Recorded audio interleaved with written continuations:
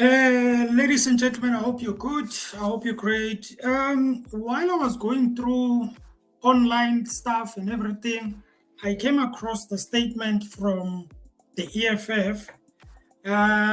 Now, first of all, guys, for me, in my own corner, I was not surprised the way the EFF actually structured their statement and lashing out their feelings towards the passing on of Pravin Gordhan. Okay, but there was one thing that was in my mind that came when I was looking at other people like the ANC talking about his death or his passing on. Obviously, those guys, they are going to say Pravin Gordhan was this and that and that, okay? But I was expecting the EFF not to say anything. That's what I was expecting from the EFF, to just keep quiet and not say anything.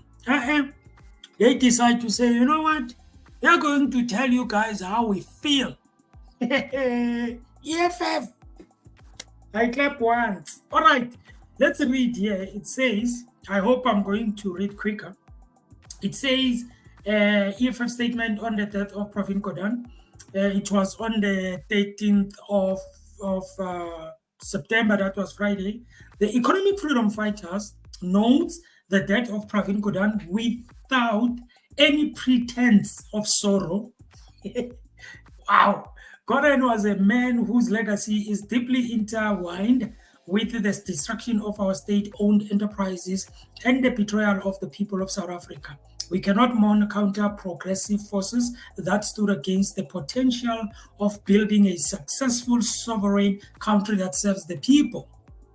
Instead, we are reminded of the wreckage he leaves behind, a wreckage that has ravaged the lives of ordinary South Africans.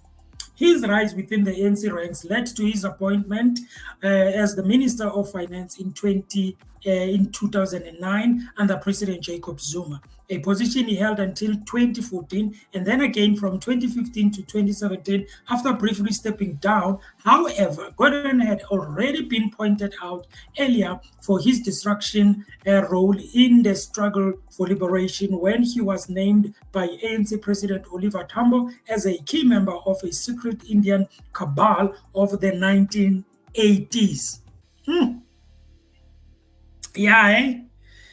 The cabal was notorious for the prosecution of Mama Winnie Mandela, which was rejected by our people. We all know how Malema feels about Winnie Mandela, so you can see where this thing also comes from, by our people. Later on, Gordhan also admitted to the formation of the notorious rogue unit within South African Revenue Services, SARS, which terrorized political rivals on behalf of white monopoly capital, and which Commander-in-Chief Julius Malema was a target of. 2018, Gordhan was appointed Minister of Public Enterprises under President Cyril Ramaphosa as a move that signaled his role in cleaning up the very state-owned enterprises that would later deteriorate under his leadership. It is here in his final public role that Gordhan would preside over the integration of South Africa's most critical state assets. Now, listen, guys, I am not judging them because already we all know how they feel about Gordhan, and I was not expecting them to feel pity. I was not expecting them to be like, yeah, he was this, because obviously, guys, when a person has passed on, a lot of us will expect, to only, point out the good things that a person has done, even though a person has done certain things which were wrong. Okay, now it's between the good things and the bad things, that the EFF are actually saying.